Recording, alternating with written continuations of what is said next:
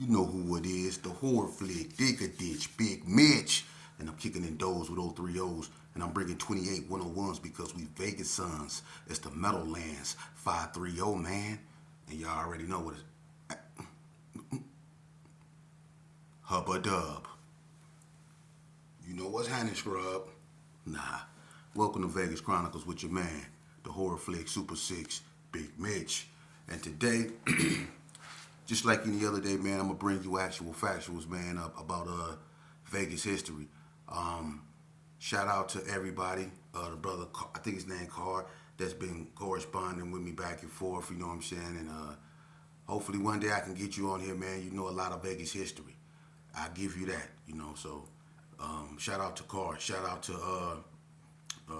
the brother from the PJs. I can't wait for me and you to get together with the brother you got, you know, and we can bring some fruition to that and bring that forth. Shout out to DJ FOS. I got to get with you with, you know, what we talked about on the video thing, and I can't wait to get all this. I got a lot of things in store, man, and hopefully Vegas Chronicles can, you know, continue to grow and bring y'all, you know, coherent history of not just Las Vegas, but also, you know, social topics, you know, because I'm going to eventually move on from this and start talking about deeper things that not just involve, you know, the black community, but us as a people, us as human beings. So I'm going to be bringing other deeper topics to this. You know, it's going to be more to this. But today, you know, I answer questions. You know, I'm in that phase of it right now. And one question was asked of me. You know, this is a touchy topic. You know, and that's has there ever been a gang that got wiped out in Las Vegas? And to that, I'm gonna say the closest in my era. I started at a young age, you know, and you know, I watched gangs die off like the GQs, but they didn't get wiped out. They just died off.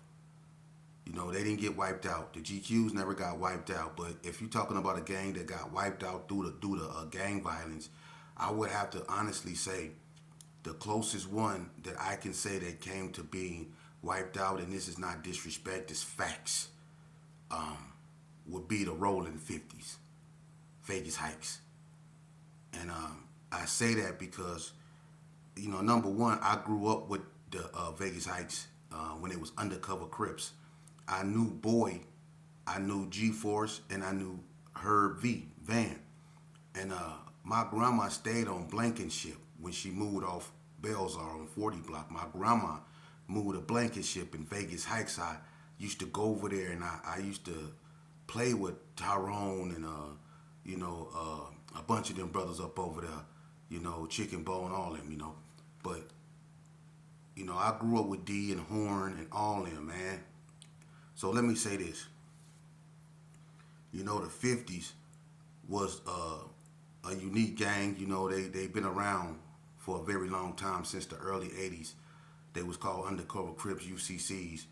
You know what I mean? I think they get their influence from the GQs. You know, GQ Main Chaney was over there a lot. You know, and they got some legendary figures that come up out of Vegas Heights, no doubt. You know, from Tanico to Kiki Loke, from Big Steve to Rock, from Mark Burrell to, like, you know, the Harris brothers. You know, it's a lot of Moosey Montana, his brother Marty. You know, Toothpick. It was a lot of them. You know, and you know what happened, unfortunately, to the 50s is, you know, it was just, you know, I'm not gonna get in their business like that because, you know, when you're talking about death, you're talking about somebody's people, somebody's son, somebody's brother. You know, so you have to be mindful of that. But, you know, this is why I put forth what I put forth on why we should, you know, really tackle this gang issue so stuff like that don't happen. But I want to show you something. In 1989, the Rolling 50s, they dropped the one, because they used to be 501s. They dropped the one, and they became 50, 50 Crips. rolling 50 Crips, and they became up under the rolling car with the 60s. Okay? Now, and they was putting in work too. They were a force to be reckoned with. We had many skirmishes and altercations with them. You know, I got into it with them in McNeil's Quick Check, you know, and they passed me around like a beer up in there. You know what I mean? And I done got in a few shootouts with them, you know, and they was about that life. I'll get him that. But I don't know what happened to, you know, all of a sudden. And I mean, I'm going to just watch this, the 50s. One thing about them, and they occupy area that's on Martin Luther King, Lake Mead, Revere, and Cary. In the middle of that sits Vegas Heights, okay? And they have a bunch of streets up over there. And they got in the middle of it a park called Circle Park, okay? And you have streets like Blankenship, Hart, Hassel, all that stuff up over there. You know, it's a bunch of different streets up over there, okay? Now, they never been real big as a gang, okay? I'll say the 50s was on the line of being as deep as the 40 blocks. It was not a lot of 50s. The 50s used to get into it with gangs like the Valley View Gangsters, which was right across the street. It was one street that separate Vegas Heights from Valley View, and that's Revere. Okay? Revere separate Vegas Heights from Valley View. And them two gangs, and they're a bunch of houses, middle class houses like, you know, and they've been here for a long time, especially Vegas Heights. Vegas Heights been here since the 50s, you know, and they're two areas, but they're middle class like, but they didn't get along. But watch this. I don't know, you know, because a lot of 50s, you know, at this time in 89, the only 50s that was really dead that we knew of, that I knew of, was Boy and Tim. Now, it might have been other ones, but those were the two most known that was, you know, dead before they became 50 Crips. After they became 50 Crips, look,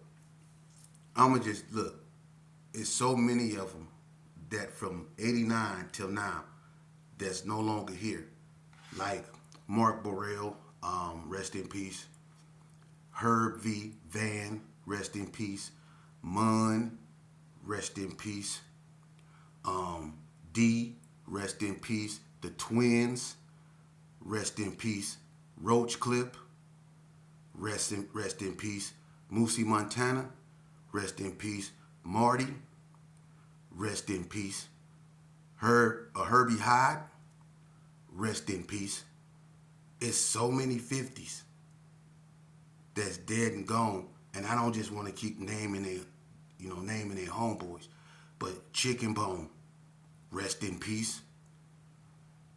Toothpick, rest in peace. You see? This ain't no game. These dudes is gone, and they gang is not big like that, man. And I don't want to just keep naming these, but these is people's sons.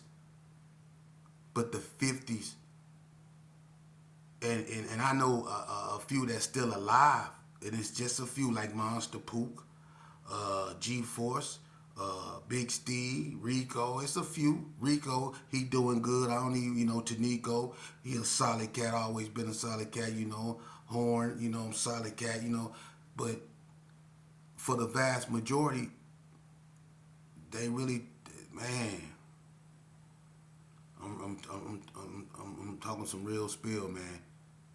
For real. For real, for real.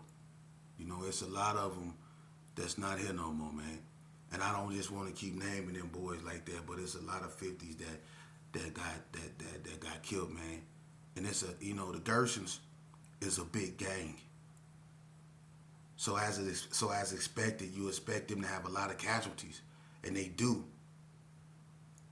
I think it's more dead Gersons than anything, because it was such a big gang. But gangs like the 50s, I mean, if you go in Vegas Heights right now, I mean, just go through there. Just go through there. All those brothers is gone. Man, that's sad, man. it's sad to the point to where it really puts a spotlight on what we've done ourselves, because did nobody in hooded sheets and you know with the Klan didn't do that, the police didn't do that.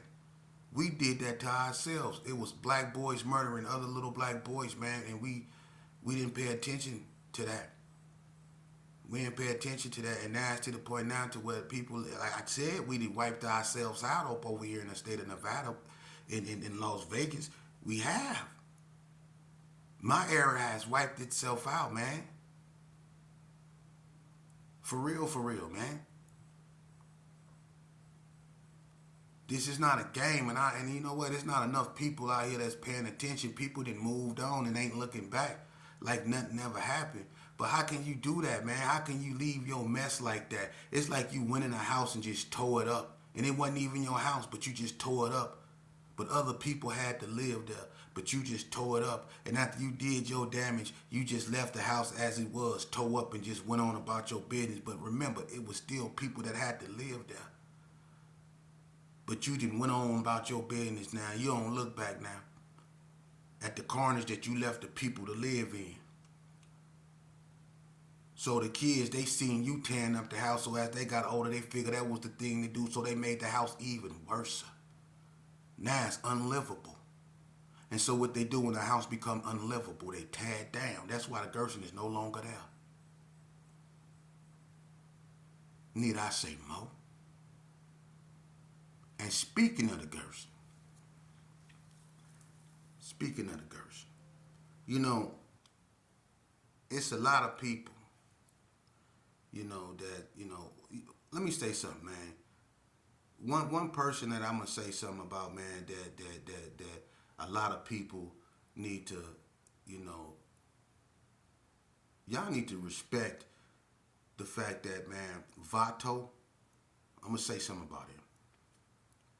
Vato Whack, man, he doing so good right now, and he in a peaceful place, and I'm glad, and that's the reason why I push forward with what I'm doing, because when I can see people in a peaceful place like that and have a family and embrace that peacefulness, knowing where we come from, knowing the environments we come out of.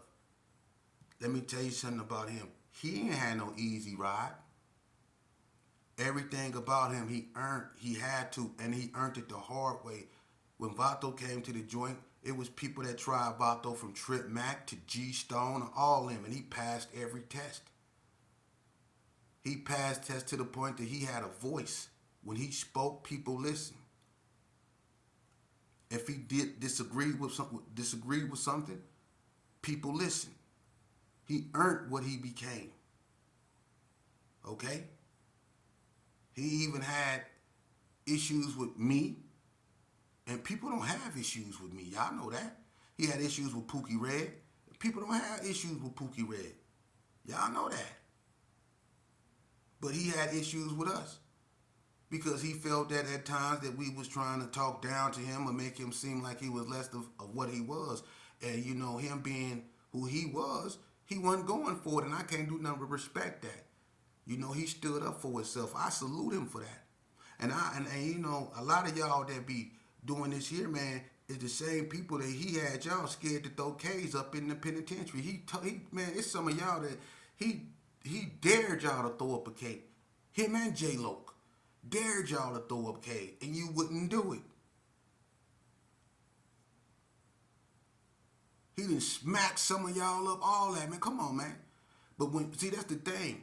When a person is at peace and they see that a person really at peace, and just because they have no peace, they want to disturb your peace. They want to replace you. They want to put you back in your misery, and they want to take your place in that peaceful spot that you found, not knowing what you had to go through to get there, because they weren't on the front line. And these same cats doing this is the same cats that wouldn't take phase with people like D-Dub from White Street. You wouldn't take them phase with people like him, but Vato would. Vato was he was finna get down with D-Dub. But it was a whole bunch of them that wouldn't take them fades. See? But when y'all know a person is mentally matured and trying to, be something else, he got kids, man. Why would people even want to take him out of his character? Why would people want to take me out of my character? I'm not bothering nobody. I'm speaking on my life story, and I'm bringing clarity to Vegas. This is what really went on out here in these streets, man. I'm talking about the destruction. I'm not glorifying this, man. I'm trying to figure out how the way we can stop this, because it can be stopped. But we the key to stopping it. But we want people to come from the outside into our communities and fix something that we tore up. We know where the pieces go. It's our responsibility to fix our communities. We can't be mad at the Hispanics for moving over there and taking opportunities we didn't want, or taking advantage of opportunities that we just brush aside as nothing. We can't get mad at them for that. We have to look in the mirror. It's called introspection. We don't have nothing because we don't want nothing. See? We don't want nothing. Because if we want something, we would have stopped with this bull crap, stopped looking at each other as enemies or opportunities, and start building. Bringing peace back to our communities. You know what we done did? Gang banging. When we went to war, when we put on these rags and we got out there and we was acting like we was acting, you know what we did? I'm gonna tell you the truth. We undid his years and years of civil rights gains that our people that was in poor people pulling together. People like Ruby Duncan. People like Miss Wesley, people like my grandmama, Dorothy Ann Davidson, Nora Jean, Willie Ann, all them. Yeah. The ones that fought for us to be able to do the things we do. We ain't had no WIC program in Vegas. A bunch of us that grew up on a WIC program, Gerber babies and all that, Similac babies and all that. We didn't have none of that until our grandmothers fought for us to have that. They shut down Caesar's Palace. The great Ruby Duncan did that.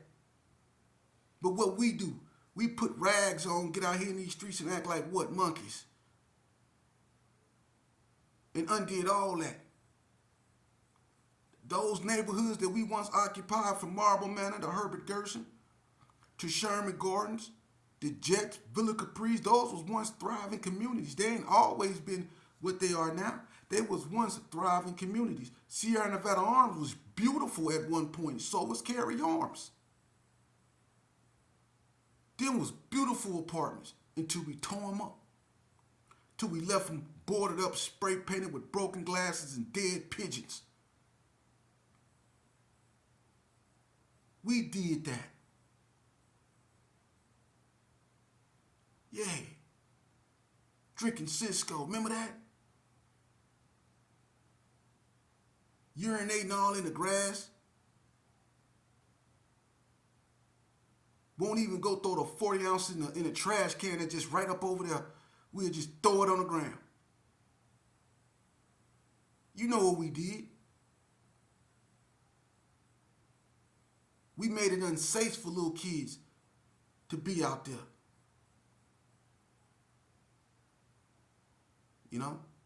So y'all convince me with until we really ready to deal with the truth, which is the elephant in the room. Us. Until we ready to really deal with we the problem. And we don't want to accept that.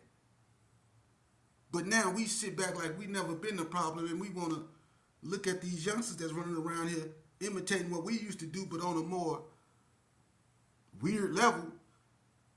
We want to criticize them for what they doing, man. These youngsters. But you used to be young one time, and you used to do the same goddamn thing to a lesser extent. So what you need to do while you saying these youngsters is get up off your sorry behind and go get your goddamn grandkids out the street. Y'all want Metro to be your babysitters. It don't work that way. It don't work that way. Y'all gotta put it, if y'all go make them, y'all gotta raise them. That's our responsibility out there. And the reason why our kids be coming up in unfortunate situations with law enforcement is because we don't teach them how to respect authority. Look, the first form of authority in a child's life is at home.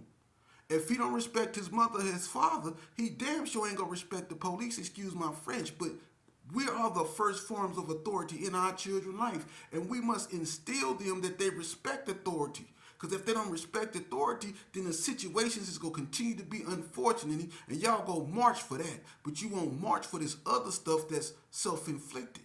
And that's why we still bleed internally. And y'all don't get it. But y'all listen to Cat William when he exposed stuff. He got everybody's attention. He telling y'all the truth about everything. Oh, he done shut the internet down. I'm telling you the truth about this gang thing. I'm not trying to shut the internet down. I'm trying to shut the killing down. I don't do this for fame. Life is priceless. Ain't no amount of money they can give me. Life is priceless. I do this because I'm obligated. I walk that walk so I can talk that talk. I'm not going to pretend I didn't. That's the only way I'm going to do right in the eyes of God is go back and clean up my mess. And that's called looking in the mirror. And when you looking in the mirror, you facing them youngsters because they you. And you them. Somebody put in my comment, the Gerson Park Kingsmen's ain't changed. It's just the OGs kids out here now. You know how sad that sound? It's just the OGs kids. Do you know how, man, subhuman that sounds? It shouldn't be the OGs kids. Come on, man. You seen what happened to the OGs living this life, right? You seen what happened to the OG kids living this life, right? At some point, we got to cut it off. It can't keep going down to the kids. We got to cut it off sometime. Or we ain't gonna have no future. How we keep letting our youth get infected by the same disease that we suffering from. How they get infected with menticide.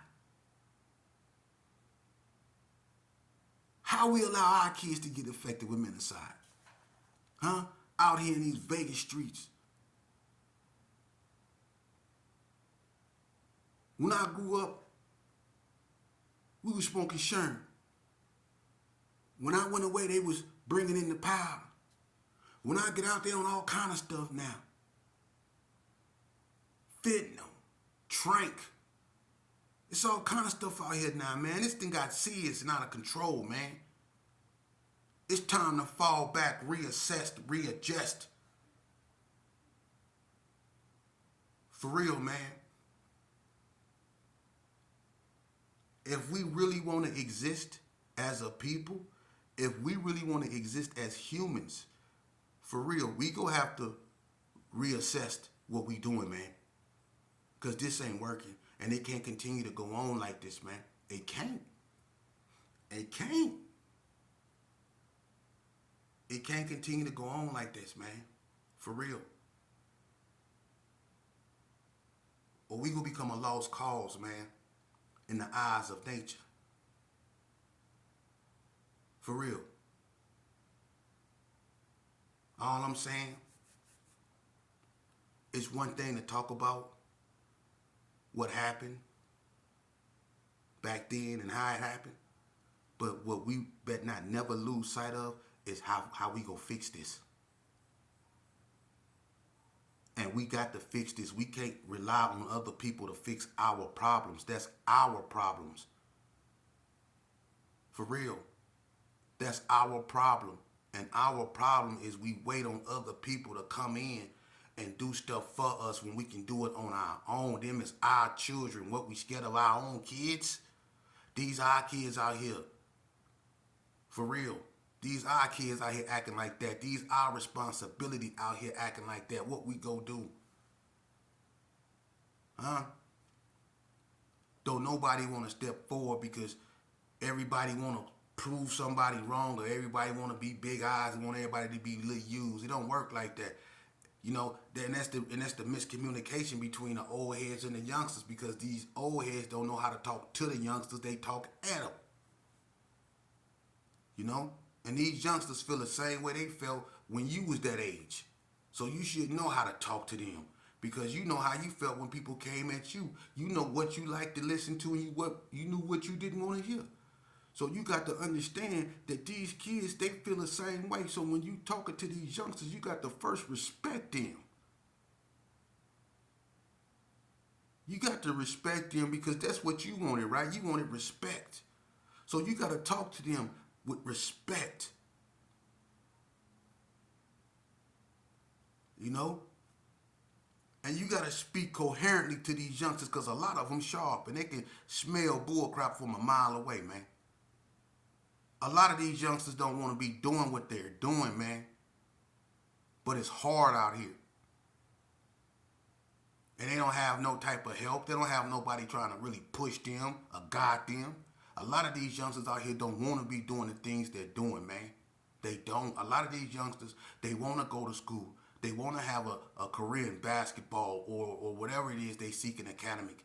They don't want to do what they're out here doing. A lot of them don't, man. I'm trying to tell you, because a lot of my homeboys, when I was gang banging, them dudes didn't want to do what they was doing, because when it came down to it, we seen it. I'm not finna put nobody on blast, but I see